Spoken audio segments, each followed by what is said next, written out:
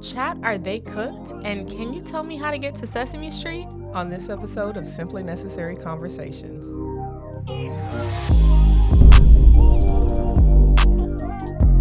So, for those that don't know, the world is streaming. I barely know the world is streaming, and I'm Gen Z. But do you know who Kai Cenat is? That's the first question. No clue. So Kai Cenat is this mega famous streamer. I forget how much his net worth is, probably crazy by now. But streaming is basically like, you know, the early days of YouTube vlogging. I know vlogging. I know the concept of vlogging. So like early days, early 2010s, I would say, vlogging kind of became this popular thing on YouTube where people would kind of give you an inside look into their lives. Mm-hmm. So streaming kind of started out being a platform for gamers, and then it progressed to where internet celebrities would go on there and they would literally stream their lives. So Kai Cenat is pretty much known for having celebrity guests on and basically streaming his everyday life, like in his house, him eating, him sleeping, like everything. So he got very famous for doing that. He's teamed up with people like Drewski and Kevin Hart. So anyway, Kai Cenat, very famous streamer. He was rumored to have this new love in his life. He was kind of pushing back on the rumors and not acknowledging them. He had a stream where he had Sexy Red and her crew on, and this girl was trying to twerk on him, and he did a little back up, like, I'm not trying. And that's when people were kind of like, maybe you're with somebody. Mm-hmm. So recently, he confirmed that he is dating this TikToker, Gabriella Aaliyah, I don't know how to say your last name, sis. I'm so sorry. He was dating her the entire time. But the tea is that as soon as he announced it, and DDG kind of predicted it because DDG also streams amongst all his other shenanigans. Mm-hmm. But once he announced it, it kind of blew up and people started tearing the relationship down almost instantaneously, where her exes were coming out and saying stuff about her and kind of just like, oh, like, been there, done that. Now it's your turn. And people saying that she just wants him for his fame, wants him for his money, that she wouldn't be attracted to him if he wasn't rich and famous. Mm-hmm. So my question is, should he have just kept that on the down low, or should he be loud and proud about his relationship? Because that's part of his life, and his job is to tell everyone about his life. Well, I have three thoughts. Hopefully I can remember all of them. Okay.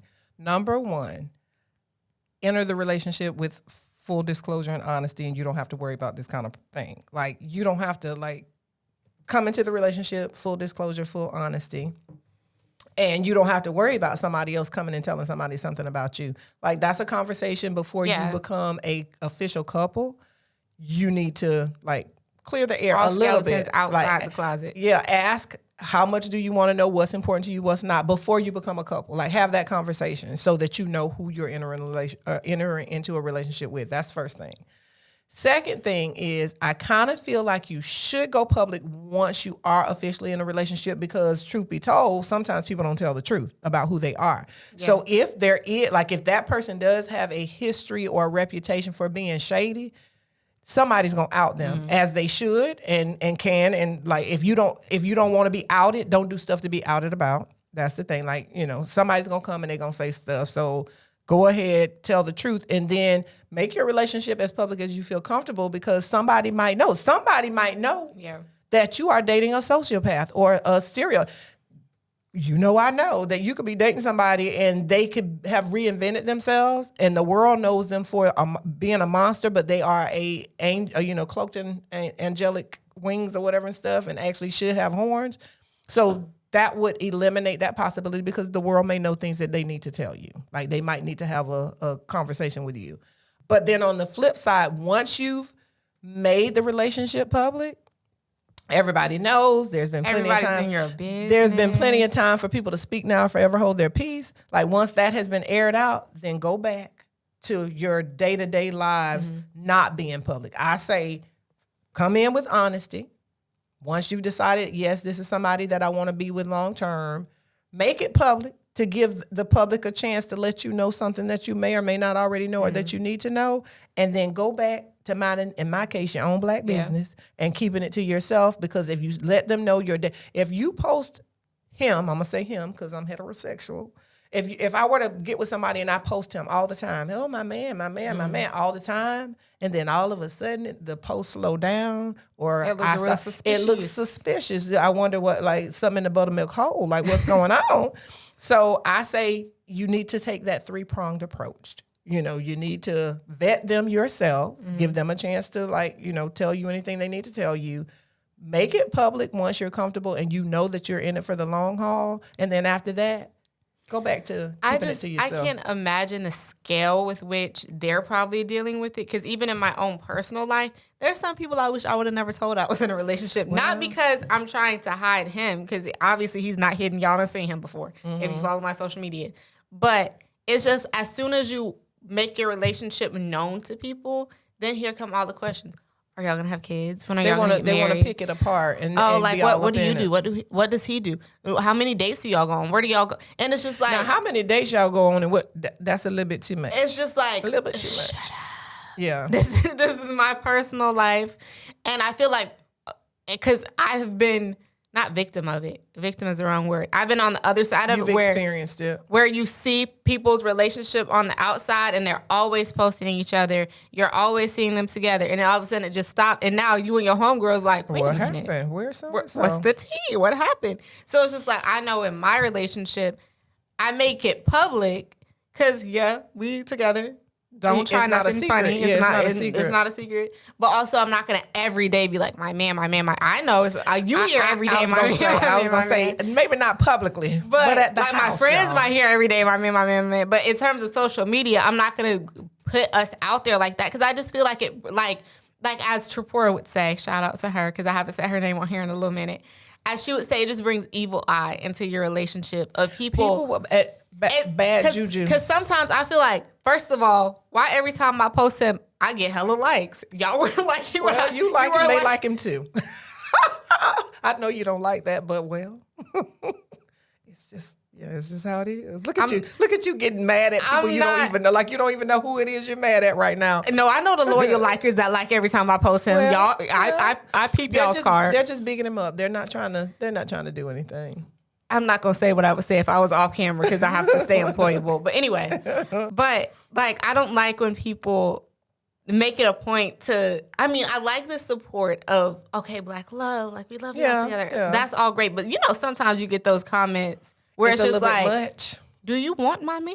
Well, I'm not being funny when I say that. If you want him, somebody else wants him too. The thing about it is... But you better check that at the door. I was going to say, the thing about it is be respect. Your compliments and your comments need to remain respectful. And it doesn't need to be too much. And it doesn't need to be excessive and too much. But like if they don't say anything, you're going to feel a certain kind of way. Like, I know y'all see me. And then if they say too much, then it's like, okay, you're saying too much. So everybody needs to kind of find that happy medium. I couldn't imagine being on Kai Cenat's level of now everybody she's ever talked to for 2 days is now coming out being like, I talked to Kai Cenat's and then he has to, if he really cares about her, he's gonna have to weigh all of that with a grain of salt because there's some people that are gonna see them together and want to bring some drama just to kind of split them apart. So you just have to, hopefully you are dealing with somebody honest. Okay, and then even when they're being honest, be careful with the honesty because sometimes they'll say things in the vein of being honest when they're just breadcrumbing, giving you just enough to make you think that they're honest when actually they're trying to fend out because they know people are going to come tell you stuff. But then it's sometimes like, I'm sure he wishes that both of them were not famous to where like there's some stuff you don't need to know. Yeah. Like you don't need to know every detail of your significant other's past relationship because that's in the past for a reason. I think you need to know everything that could potentially affect you in a relationship. If it could become a problem. Than that, if you know that it could become a problem for your new significant other, if you know that it's something that can harm them, hurt them, or that may embarrass them, you need to tell them. But as far as everybody you talk to, they don't need to know all of that. Like these people are coming out giving details about what happened, and it's just like that's it. All that's petty. All that is just wanting to be associated with somebody. You want to be relevant really bad. Yeah, go get you some business is what I say to that. Go get you some business because here's the thing: if you care, you're caring too much about what she now has going on. Yeah. You're caring You're too just much. mad because now she found a man that has more money than now, you there or more is such a success than thing you. as warning somebody if you know somebody is really a bad, potentially harmful person. That's one thing. But just, I used to be with her. So what? So what? So when you get a new person, you used to be with her. Like, is she supposed to come do the same thing? Like, most people are going to have a past. Most people are going to have at least somebody that they used to talk to. As they say, every saint has a past, every sinner has a future. Get over it unless you know she's currently trying to harm him. Or you know that or she's sliding in your DMs. Not based on what she did. Because even, don't base it on what she did with you.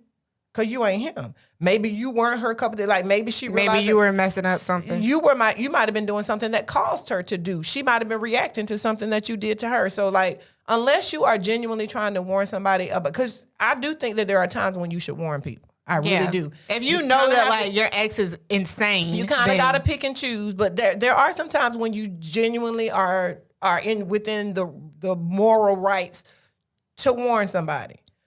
But at the same time, just because you're no longer with the person and you mad at them, that's not, or they broke up with you. That's not. But I will say, and I'm gonna say this: sometimes warning somebody is gonna bring them and whoever your ex is closer together anyway. Like because he's already, if the shady new person, like if there's something about them that's not right.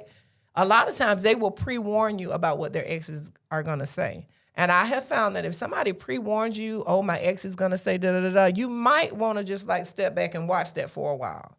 Because if they know that somebody's going to come, they might have something to hide, but you got to, everything has to be. I don't understand what you just because there are some people that know they have such a horrific past and have done such horrible things. They have such a bad reputation, a bad life.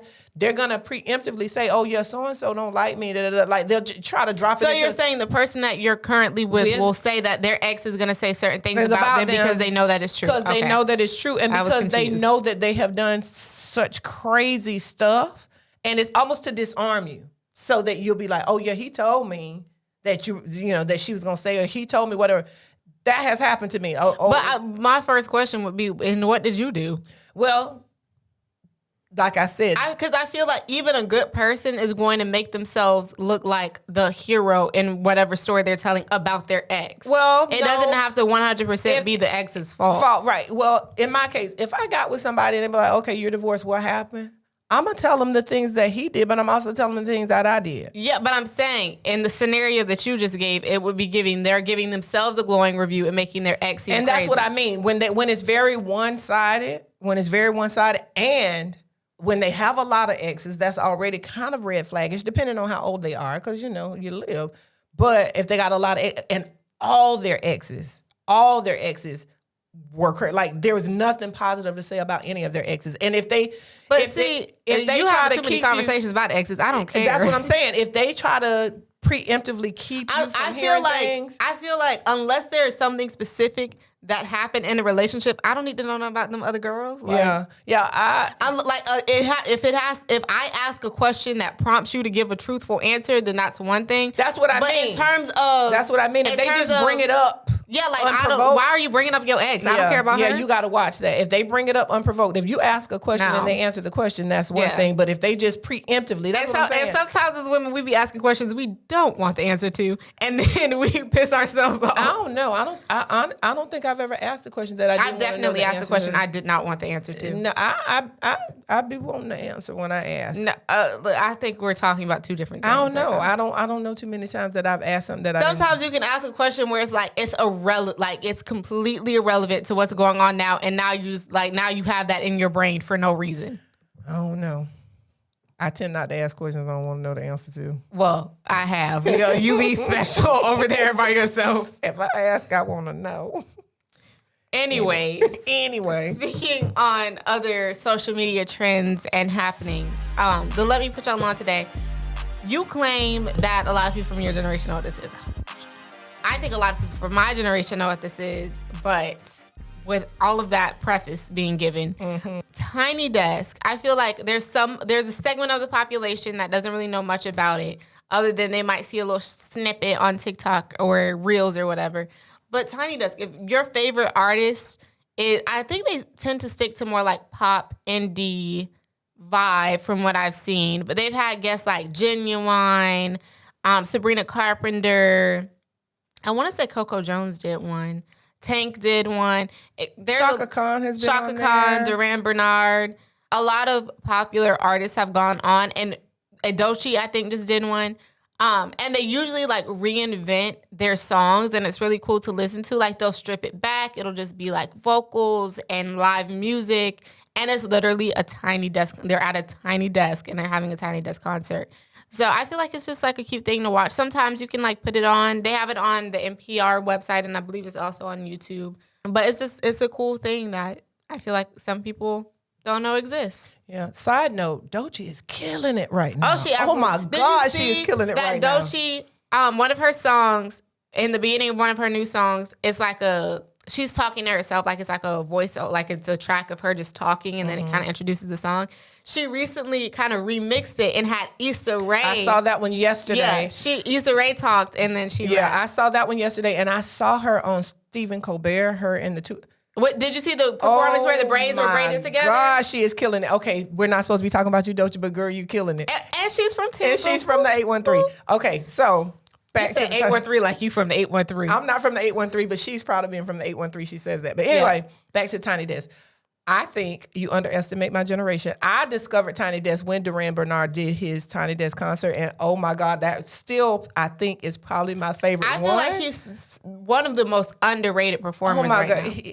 That was one of my favorite ones. He is just, I want to hang out with him so bad, I don't know what to do. I can't say my favorite line from one of his songs, unfortunately. Anyway, but yeah, there's a lot of things that he says that we probably should not repeat, but that Tiny Desk concert, that's what put me onto it and got me He's hooked. just so like dynamic with his performances, and his vocals are his vocal range is crazy. Like just crazy. Like I feel like if this might be a controversial take, I don't know, but I feel like if he looked different or if he was a woman, I think because he's very animated, like that's the other thing. He can I'm saying I feel like a large segment of people that would listen to him wouldn't, because he presents as a gay, like he's a gay man. I feel like a large portion specifically of Black listeners that would enjoy his music won't give it a chance if they see him performing it. Because that's sad, because that is a talented individual. Like he is beyond talented. He's so animated. It seems effortless. And I love this is a hyper fixate. No, not hyper fixation. That's the wrong word. It's very specific. But I love an artist that can say the most outlandish, raunchy stuff and you don't even realize it. Yeah. Like he said, like if you will really listen to the lyrics, you're like, you did what? With who? Where? Yeah. Same thing with SZA. Shout out to SZA, who just finally released new music yesterday. But if you actually listen, that lady will make it sound so heavenly and because she's so sweet seeming. And you'll listen to the songs and you're just like mouth agape. Yeah. What? Well, it took me a couple of listens to realize she was singing "She Just Killed Her Ex." I'm like, wait a minute. Mom, that was obvious. That's not even what I'm talking about. Because of how melodic it was. Like the song is literally called Kill Bill. I thought it was a allusion to the Kill Bill movie. Like it just killing her ex. But when I'm like, wait a minute, why am I singing along to this woman talking about committing murder? Anyway, and like she tells a story of like she sees the other girl in the kitchen and then she's very she's or like. What's the name of the Weeknd song where she's just like, I can have one of it. Like it's basically like we sharing the same. Like what? Well, she said "F you" in the sweetest way. Like she. But like anyway, I love an artist that can talk their But check out Tiny Desk. They've had Shaka Khan. Like they've had a lot of good artists, and the concerts are so genuine. Is not right, but they're just so comforting because it's almost like somebody coming into your house or whatever and just like singing just for a concert just for you. That's the way the Tiny Desk I think is what makes them so likable. Is it feels like they're doing a concert just for their friends, even though we know Like millions of people are watching it. This kind of on my bucket list to go to like a smaller venue concert, because I feel like the large venues, it gives drama, it gives presence, it gives dramatic. Yeah. But small venue is so intimate, and you can really enjoy the music, and there's not a whole bunch of production. It's just the instruments, the voice. Yeah, and the tiny you're desk just sitting concerts there. are kind of acoustic-ish. I don't know if they're considered acoustic. I would say that's acoustic. But yeah, it just feels like a little personal concert. And even though millions of people are watching with you, it feels like they're performing just for you. Yeah. But yeah, I stumbled on them, and I love them. Well, what had happened was, can you tell me how to get to Sesame Street? Well, it's not too far down the street, because you know it's at Busch Gardens. Like, you can go. Well, why are you telling everybody where we record? I just said we were in the 813. They better not try to come. Like, no. But anyway, yeah. I can't tell you how to get to the real Sesame Street, but if you want the experience, I'm trying to bring tourism in, girl. That's No.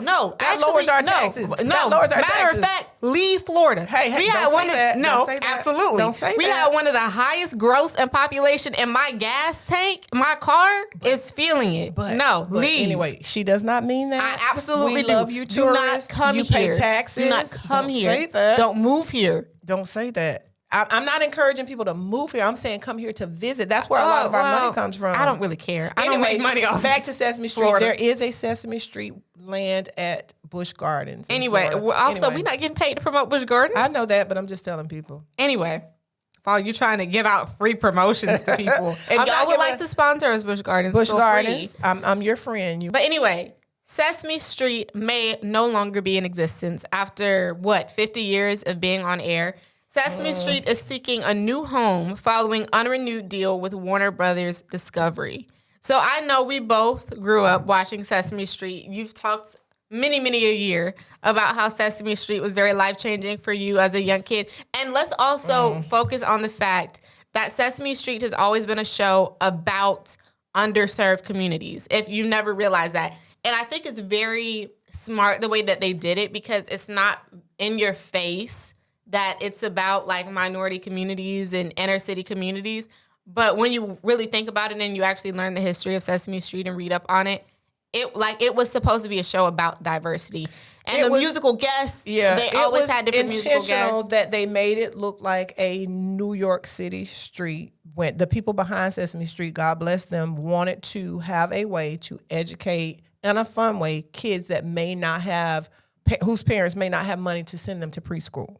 So it was always meant to be a teaching tool. The Children's Television Workshop is the organization that put Sesame Street on the air. And I would not be the person that I am were it not for public television, specifically Sesame Street, Electric Company, all of those shows. Mr. Rogers, you know certain things in the house are sacred. Yeah. Sesame Street is one of them. It showed diversity. You know, they purposely chose not to have people that were of a specific race. Like all of the puppets that were on Sesame Street were different colors so that you didn't get stuck on race. I think it's sad. And I also think it's a part of the dumbing down and dehumanization of society, because everything, to me, I'm just watching it. I'm just watching things deteriorate. Everything that was good and wholesome and meant to bring people together, to educate people, to make kids love learning, all those things are being slowly stripped away. I think as a country in general, we're taking many a step back. I feel like instead of promoting shows that teach kids how to be community-minded, teach them how to be ethical, empathetic citizens, stuff like that is just going by the wayside. And it's sad. Like, why is Coco Melon still on and the Sesame Street isn't? Now, and people are going to come for me, and I'm going to say up front, I am not being critical of young parents, not intentionally critical, but I have to be a little bit in order to make the point that I'm about to make, because my mom was a young mother. Like, there's no secret about that. But I have found, as an educator, somebody that's in the classroom with kids, that because of, for a minute, because I don't know, I think it's kind of tamping down a little bit, but for a minute, we had a lot of teen parents. We had a lot of very young parents. Those parents could only teach those kids based on what they knew. So, for instance, I was going on 32. I turned 32 shortly after I had you. I had 32 years worth of life and experience that I could draw from as a parent. when you have a parent that became a parent as a teenager or early 20s, they're still kind of somewhat a kid themselves. And so the knowledge that they could impart to their kids, the things that they could encourage their kids to go towards, they're kind of growing up with the kids at the same time. And I say this because when a student one time showed me, oh, look at my mom. I was like, oh, your mom is very pretty. I was like, she looks really young. She's like, oh, she's 29. Well, the student was 15. But I wouldn't necessarily blame people that have kids young for all of society's downfall. Not all of society's downfall, but I feel like... But no, because I know a lot of parents that were older parents that are still terrible messed parents. Up. I don't think it has anything... That's why I preceded it with, I'm not putting young parents down. But I don't think it has anything to do with age. I think you're either going to be a good parent or you're going to be a bad parent. Just like you said, grandma was a very young mom, but she parented you much better than many people. Okay, I'm going to say this, though. She was a young mom, but she was the baby of 6. So by the time her mom had her, like I think, and I no shade to my uncles and aunts, but I think by the time my grandma had my mom, she had made some mistakes that she had managed to figure out and clean up with her kids that she had when she was younger. Not to say, because they all were decent people. Like none of them are bad people or were bad people. But the more you live, the more you know, the more mistakes you make, the more things you know you need to fix. So what I'm saying is, if a teenager has a child, and they're just out of high school or maybe still even in high school, they haven't made a lot of the mistakes that they need to make or that they're going to make before they become a parent. So now they're making these mistakes while they're a parent. I don't think that teenagers should be having kids in general. Well, that's what I'm saying. But what I'm saying is... I don't care what anybody says. I'm going to stand on it. People that are going to come in the comments, I'm going to stand on it. You're saying that like it's a pipe way to what I just said about we're raising unethical citizens. No, like, I don't mean ethical. I just feel like sometimes the younger people that have had kids, like I said, they're still making their young people mistakes. So they don't have the wherewithal to provide the guidance for their kids. Like they don't know what to push their kids towards because they're still trying to figure that out for themselves. But I think there's a lot of young parents that know, even if there's something that they don't know, where to get that information for their kid. I've seen a lot of older parents older than you, that don't put their kids in the right direction. Let's just say this. A raggedy person is a raggedy person. But you're saying that, and in some way, I don't know. I'm just saying. You're saying in some way that age has something to do with it. And what I'm saying age has a lot to do with it in that, like I said, we all are going to make mistakes. And hopefully the older you get and the more you grow, the fewer mistakes you're going to make about certain things. You're going to continue to make mistakes throughout your entire life. 54 still effing up, y'all. So like, I know this. I'm not trying to say that you can't be an adult and make mistakes.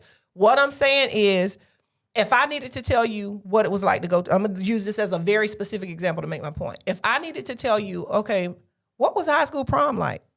I could tell you, because senior year, I went to my prom. I know what a prom was like, at least mine. And I knew people that went to other proms. If you have a kid at 15, 16, 17, and your child were old enough to talk, or any child, you ain't even been to the prom. But how do you know? I don't understand what any of this has to do with what we're talking about. So if you are still figuring out how to grow up yourself, you're still figuring out some things, you're less likely to have wisdom. Wisdom comes with time and age. Cool, wisdom comes with time and age. What does this have to do with what we're talking about? Because these people are not likely...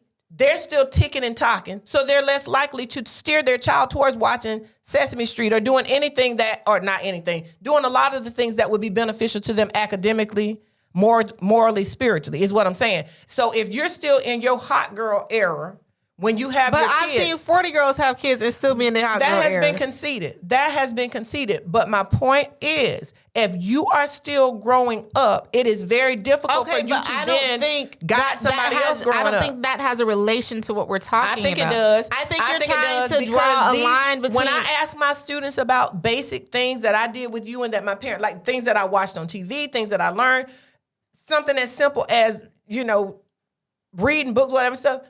They don't know what I'm talking about. They have no concept of some things that would have just been understood and basic in a household when I was growing up. But that doesn't relate to this conversation. It does. It absolutely does. I think you're talking about something completely separate from what we're talking about right now. We're talking about the significance of Sesame Street. Sesame Street.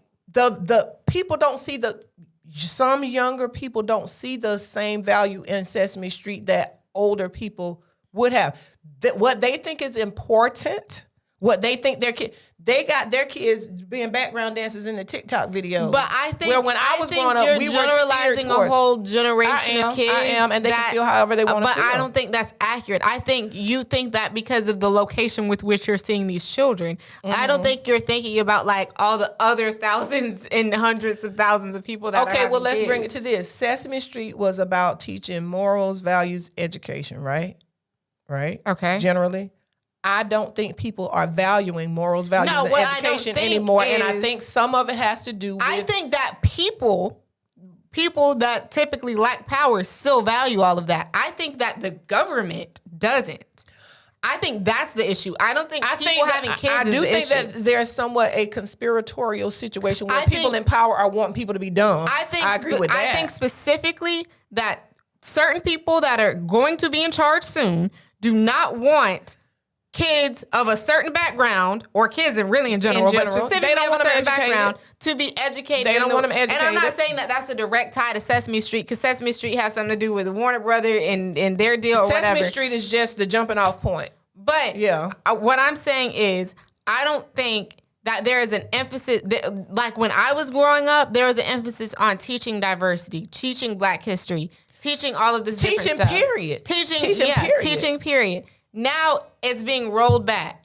Okay, and I think it's being rolled back for a reason. It's being rolled back because if people don't know. But you're placing the blame on the people. I don't think the blame is on the people. I think the blame is on the people in charge. Okay, the people in charge are pulling the strings. Granted, that's in any situation. The people up here are always going to be pulling the strings. What I'm saying, though, is for a certain number of years, and I don't know when it started, I don't know, I can't pinpoint it, but for a certain number of years, up until I would say at least my college years, education had value. Being knowledgeable was seen as a good thing. It had values, or had value. But I also started to see people be less knowledgeable about historical facts. People be less knowledgeable about important historical events like the Civil Rights Movement, that kind of thing. Like when I was growing up, repeatedly on PBS, since we're talking about on PBS, public broadcasting system and public broadcasting channels, Eyes on the Prize, documentaries like that were just like they were played almost on a weekly basis. But what does that have to do with the people? Hold on. So when you went to TV, especially public television, or really TV in general, there was always something there that was informing you. Slowly but surely, as people got comfortable and felt like we had overcome, I'm going to say specifically Black people, when people got to the point where they felt like, okay, we have overcome, we're equal now, or whatever the thought processes were, a lot of the things that were a basic part of education got stripped away. And but I don't think that has anything to do with Black people. I think that's people in power saying, y'all don't need to learn this anymore. Well, people in power, yes, but Black people do not control the education system. Here's what I fault Black people for. Here's what I fault my people for. I grew up, like I said, Eyes on the Prize, knowing about the Civil Rights Movement, knowing about Emmett Till, knowing about Martin Luther King, knowing about all of the civil rights, John Lewis, all of the civil rights leaders that fought for me to be where I was. I get here. I ain't gonna say generations, but a couple of years go by. Right now, if you ask a high school student, the most educated high school student, Black high school student, about a lot of Black history, they have no concept of it.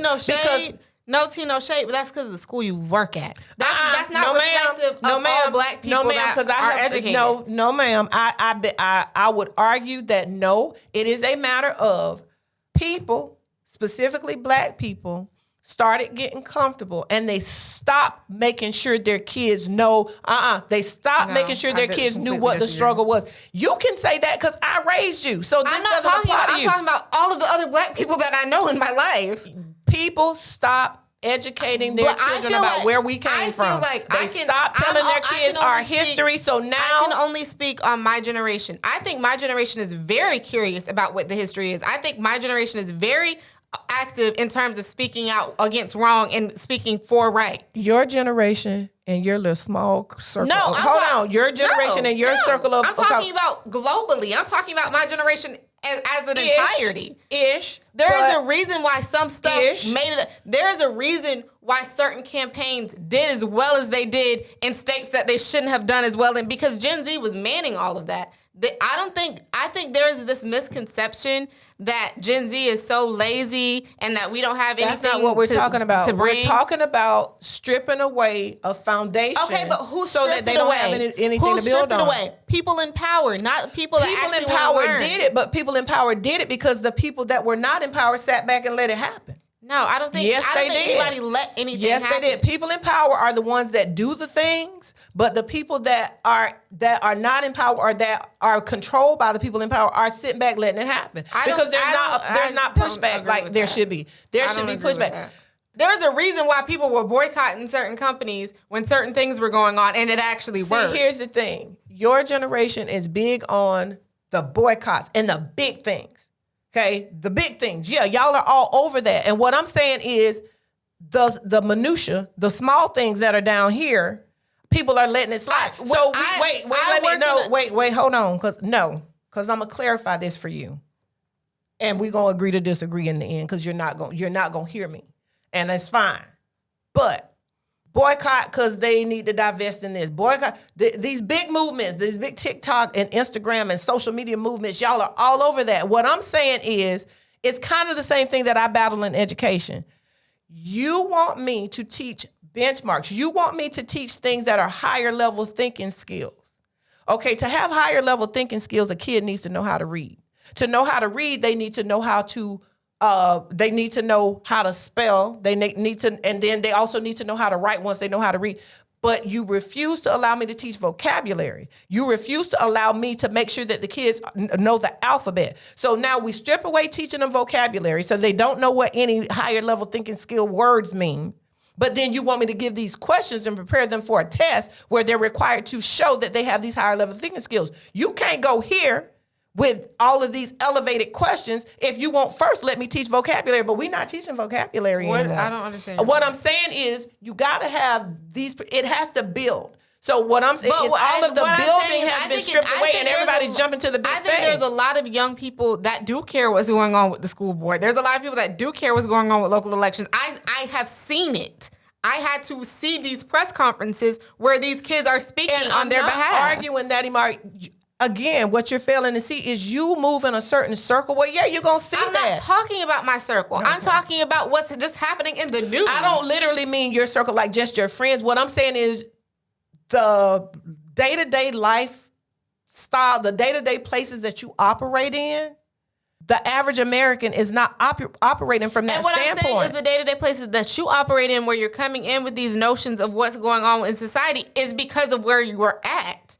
So maybe there's a little bit more of a middle based on our two perspectives. You're here. This is what you're seeing every day, and this is what I'm seeing every day. This is no disrespect to any of your students or the place where you work, but you're working with the people that aren't as good. At-risk situation, possibly. So you're seeing okay, but I'm not basing it on just my work life. I'm basing it on looking at my social media feed. I'm basing it on... What young people are you seeing on your social media feed? I'm not focusing just on what I'm saying. The people that I'm seeing on my social media feed are the people in some cases, because not all of my social media friends are my age. Some of what I'm seeing is it ripples out. I'm seeing, even to a certain degree, my generation kind of maybe started it, has dropped the ball on making sure that kids know about what happened before we got to where we are.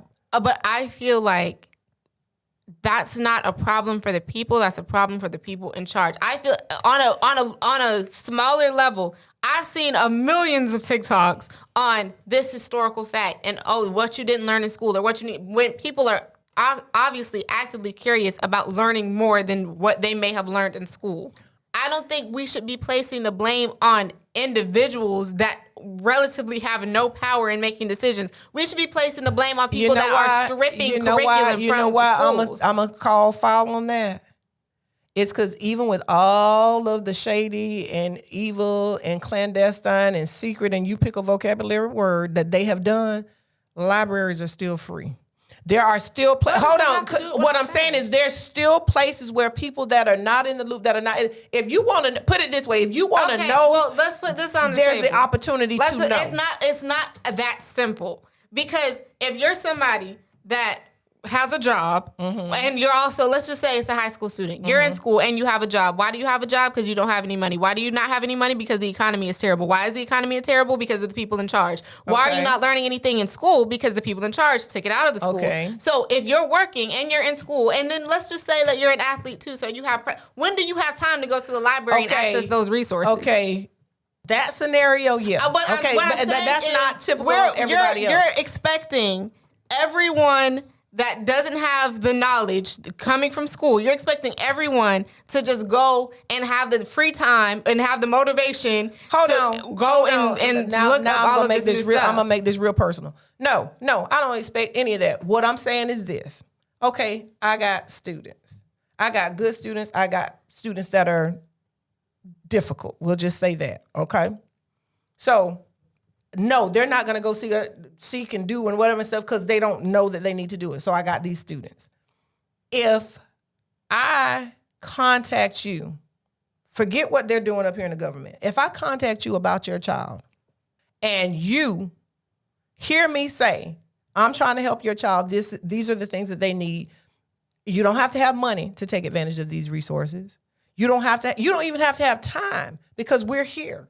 We're offering this to you. Mom, like I said, you're talking about a specific school with specific people. Okay, and this is not just at where I am. This is all over. What I'm saying is, in some cases, parents have relinquished their responsibility to schools and to the public and to programs instead of parenting themselves. And that has nothing to do with my specific situation. Just in general, people are not wanting to take responsibility for their own lack of knowledge. But you're making it so simple when it is far from simple. It is far from simple. Don't get me wrong. I know that I'm speaking from a place of privilege. I'm not a fool. I know that. But what I'm saying is, there's so many reasons why a parent would react like. There's so many reasons why what I'm saying could still be accurate and a parent would still react like that.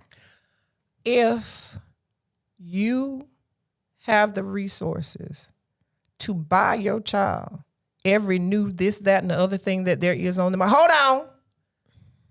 You just got through explaining the struggle. What I'm saying to you, if you're struggling, and that's the reason why things are bad for you, but you find the wherewithal and you find the way to go and buy your child all the things, but your child needs glasses because they can't see, or your child needs to be tutored, and tutoring is free, and what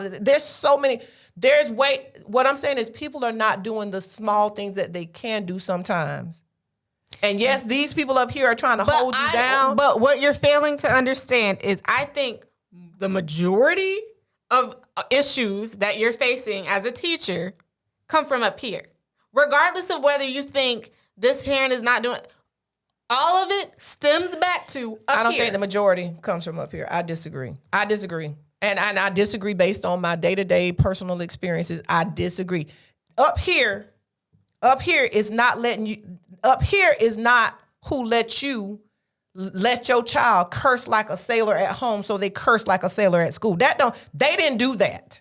They did not do. They can't do that. I'm not gonna go through every example of what you're saying. I'm just saying, connect it back. I'm not. What I'm saying is, you can't teach someone that you cannot get to sit down and be quiet and listen.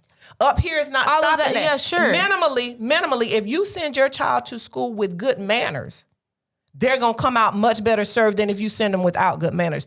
Up here doesn't control that. We're going to have to agree to disagree because I'm not going to tie everything back to my point. I'm not going to sit here and do that. My point is, there was a certain kind of parent, to bring it all the way back around, there was a certain kind of parent that sat their child down in front of Sesame Street and public television. Those parents have slowly faded away. Some because younger people didn't see the value. Some because some older people black, I'm going to specifically say, but got jaded and felt like, okay, we don't need that because we already equal to everybody else. There's a whole lot of factors that played into why we are losing good programming like Sesame Street. I blame including me, because there's probably things that I could have done, should have done, that I did not do, supported or whatever and stuff. I'm not saying I'm completely innocent, but what I'm saying is programs like Sesame Street and public television are not thriving and being successful because people have come to feel like they're not necessary in a certain kind of way. And that came from a certain mindset. And that mindset came from being lackadaisical and not caring about what was going on around you. And so that's when they got involved. The up here people got involved because, you're not paying no attention. Well, we're just going to cut that. You're not paying attention. But I don't think that has anything to do with young people. I think some of it is young people not having the negative experiences from the past so that they did not know they needed to protect the future. I'm going to stand on it. I disagree. I'm going to stand on it. Anyway, moving on because we have a limited amount of time because we talked way too long about that. Yeah. Well, this is unscripted, folks, so we are speaking off the cuff. So Ask a Gemini. This hopefully will remain lighthearted. So, because it's somewhat still holiday season, hopefully by the time this airs.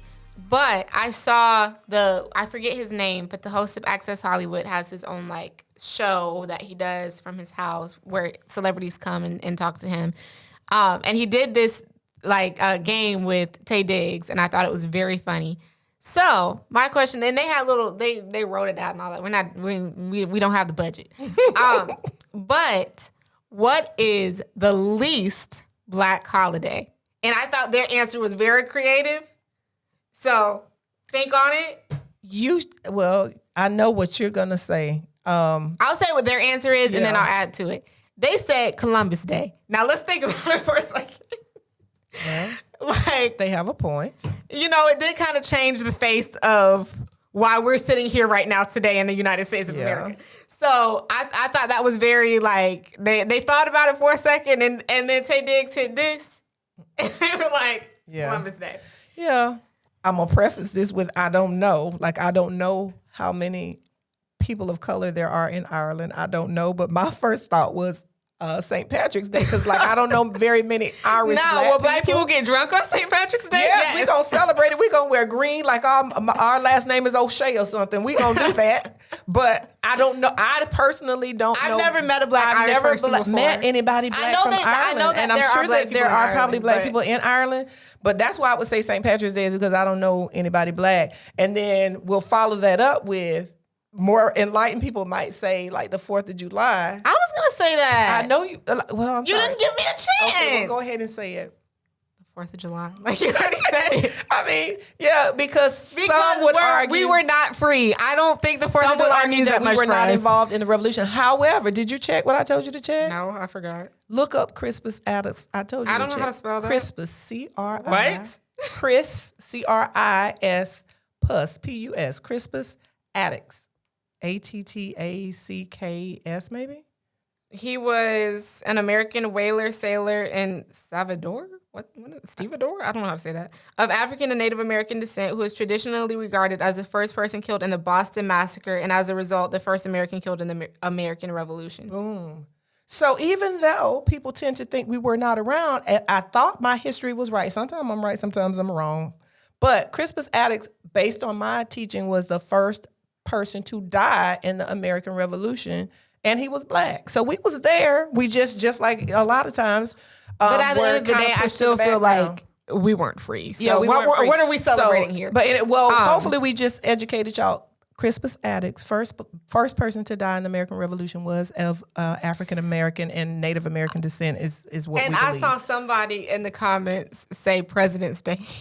We only got one president. We only got one of them. So that would be kind of there too. Valentine's Day is neither. Valentine's Day doesn't like have a race. I think Valentine's Day is actually very Black. But I think Black people go all out for Valentine's Day. I think we celebrate it in a big way, but as far as it's no, I think it's very Black in that we go hard for Valentine's. When we got somebody, we go hard for Valentine's Day.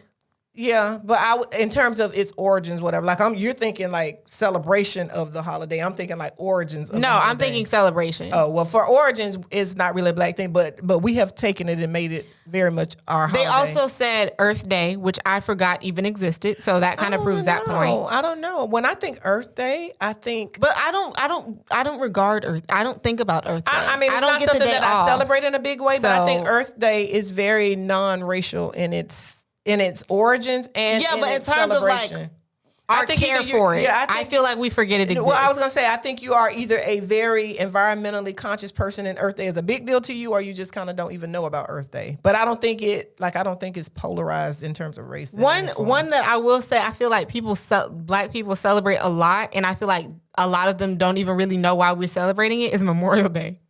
Yeah. Like, it's one of those days where it's like, we go really hard for Memorial Day, and, you know and there's not like... Yeah, Memorial Day, I think, is not like it's embraced by everybody, but very few people know what Memorial Day is for. What's funny to me, though, is what's becoming kind of trendy, and I don't think this was a thing when I was growing up, but it has become...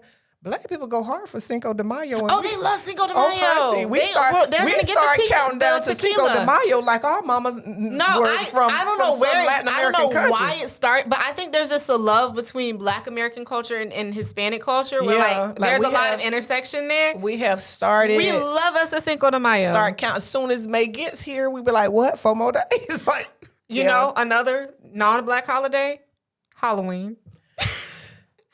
I don't know. I think I'm seeing that evolve. Black people are getting more and more into Halloween now. No, I feel like in terms of the majority of Black people I know do not give out candy. Their lights are off. They're not decorating their front yard. I think that's just like kind of in our effect. Like, because there's some Black people that go hard for Halloween. I haven't met a Black person that cares that much about Halloween. That's because I grew up trick-or-treating it. I feel like my friends don't really care. Like, I don't see them talk about Halloween like that. Well, I don't know. I feel like we don't. No one ever throws a Halloween party. I think it's kind of like Earth Day. I think it's either you go big with it or you're just kind of like, whatever. Like, a lot of Black people look for a reason to, if you got a cute costume you want to wear. That's when Halloween That's when Halloween matters, is if you have your costume and you think about it. Yeah. And you have it together. Yeah, then you care about Black Halloween. People, just like everything, Black people tied to fashion. If I got a good costume, we having Halloween this year. If I ain't got a good costume, child. And also, I feel like as a people, not to say that we're monolithic, because we're not, but as a people, we don't do scary horror. We're not trying to do that. You're gonna complain if I say Regina's line or Regina Hall's line. What line is this? Can I say it? Is it a bad word in it? Like, why? Kind of. Can I say it? Mm-mm. Why? No, because Why? Because I got it. The fact that you had to pre-warn. I'm an adult. No, you can't. Well, she says this is some scary bleep. Oh. I don't think that Black people like scary stuff in general. We don't like being scared. Why? I feel like as a Black person, I like going to Halloween events to laugh at the other Black people. Like, I wanted to go to Halloween Horror Nights to laugh at myself being scared. Like, it's about laughing at the buffoonery that's going on. Black people don't like to be scared. We get scared enough on election day. We don't need Halloween foolishness. No. I think I said that on election day. That's what's scary is election day and Congress and stuff. Like, that's what's scary. We don't need Halloween to get scared. So no. A traffic stop is scary. Yeah, we have enough scary horror in our day-to-day lives. Possibly we do not need to pick one single day to be extra scared. Thank you very much. And then every year without fail there's somebody that does blackface, and it's just like, did we not learn from the year prior? Yeah, no, we don't need that. It's just it doesn't we're not wearing a cute costume. We don't care nothing about Halloween. Well, anyway, but yeah, so. now that we've told y'all the least what do you think is the blackest holiday? You know, I think on paper people would say Kwanzaa, but I feel like Black people don't really care that much about Kwanzaa. Yeah, I think maybe. Well, we're not gonna say that. What care in terms of a big celebration? I think it's like Earth Day again. Yeah, it's one of those things where people that either go hard for it or they're not aware of it. Because I think if people were aware of it, maybe more people would celebrate it. But it has not.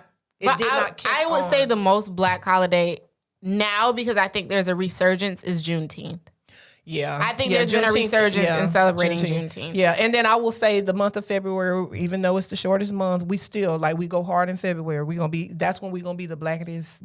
Oh yeah. February is our month. I love to say to my non-Black friends during Black History Month. Yeah, how dare you? You're gonna be mean to me during Black History Month? Yes, ma'am. Yeah. Anyways, Gemini Jim, would you like to go first? Yeah. So. Holiday season is upon us. I don't know when this show is going to air because, I never know when it's going to air. But I feel like there's always going to be some holiday happening. So I'm going to give this advice. At Christmas time, go out and buy all of your, after Christmas, when they're doing the clearance, go out and buy all the red and white that you can. Because guess what? Come February, it's going to be Valentine's Day. And those bags are going to come in handy. You're going to pay 3 times as much if you wait until February to buy them. So when Christmas time is over and they're clearancing all the pretty red bags and all of the stuff that could look like Valentine material, that's when you buy that. And then once Christmas is over and they have New Year's, when everything is gold and shimmery and whatever stuff, that's when you buy your stuff for upcoming birthdays and weddings. You're taking mine. No, I'm not. Yes, no, you I'm not, are. No, I'm not. So, like, my point is... You've done this the whole episode. No, my point is buy during the off season, like when one season is ending, that's when you stock up for the upcoming season, anything that fits. That's when you do that. And that's how I'm going to segue into Imari's Gemini. I was going to segue myself. Okay, go ahead. Use New Year's decor for weddings. You literally just said it. I did not talk about that. You literally just said it. I said shimmery. Can you say that again? Because people didn't hear you. Use New Year's decor for weddings. You just said it. I said gold and shimmery bags. Decor is stuff like candles and tablescapes and that kind of stuff that could be used for wedding celebrations and stuff. Anniversaries. Don't forget to like, comment, share, and subscribe. Period.